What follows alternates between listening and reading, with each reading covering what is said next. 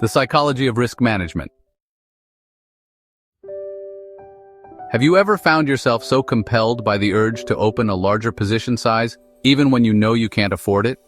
But you do it anyway because it feels like a once-in-a-lifetime opportunity, one you can't afford to miss.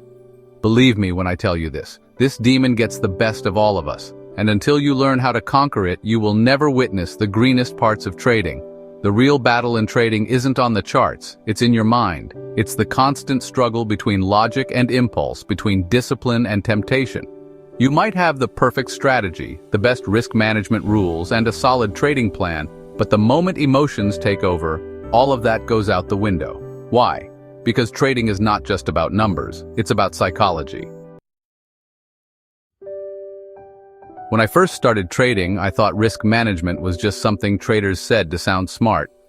I believed that if I focused on finding the perfect setup, the money would follow. But time after time, I'd watch my account balance evaporate, all because I didn't respect risk. The problem? I was emotionally attached to every trade. I saw each loss as a personal failure, and each win as proof that I was on the right path. It took me a long time to realize that my mindset around risk was the real issue.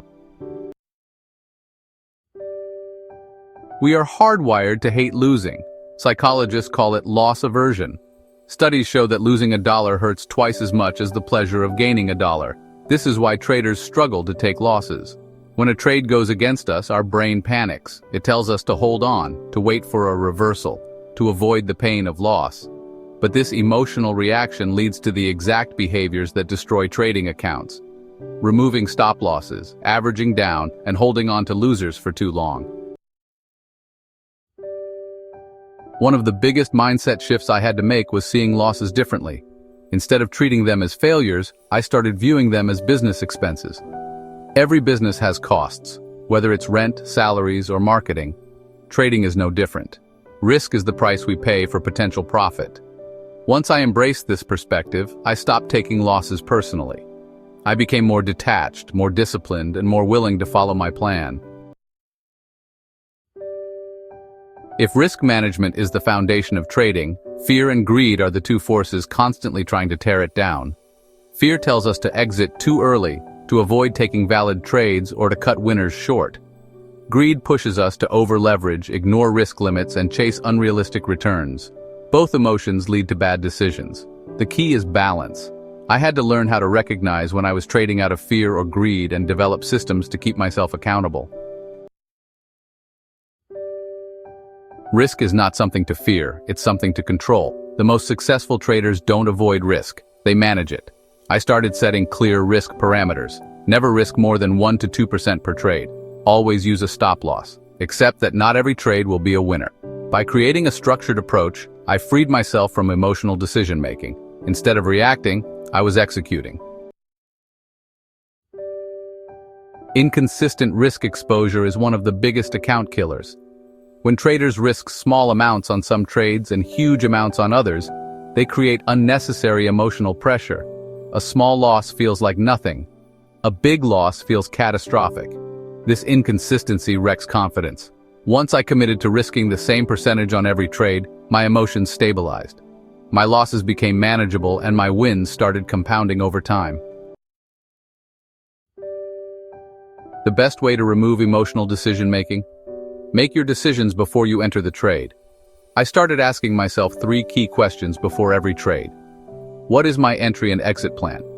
How much am I willing to risk? Does this trade align with my strategy? By answering these questions in advance, I eliminated impulsive behavior. I wasn't trading on a whim, I was executing a pre-planned strategy. Every trader faces drawdowns. The question is, how do you handle them? Early on, I made the mistake of trying to make back losses quickly, leading to revenge trading and bigger losses. Now, I approach drawdowns differently. I reduce my position size. I review my trades for mistakes. I remind myself that drawdowns are normal. Instead of panicking, I stay calm and stick to my system. The traders who survive are the ones who learn to weather the storms. Every trader has psychological tendencies that influence how they manage risk. Some traders are naturally aggressive, others overly cautious. I had to learn my own tendencies and adjust my approach accordingly. If I noticed I was getting reckless, I scaled back my risk. If I was playing too safe, I reminded myself that trading requires taking calculated risks. Self-awareness is the ultimate trading edge. Risk management isn't just about stop losses and position sizing. It's about mindset. It's about understanding how fear and greed influence decisions. It's about recognizing our emotional triggers and creating systems to keep us disciplined. Now it's your turn. How do you handle risk in your trading? Do you have a structured risk management plan, or do emotions sometimes take over? Drop a comment below and share your thoughts. And if this helped you, don't forget to like and subscribe for more insights on mastering the mental game of trading.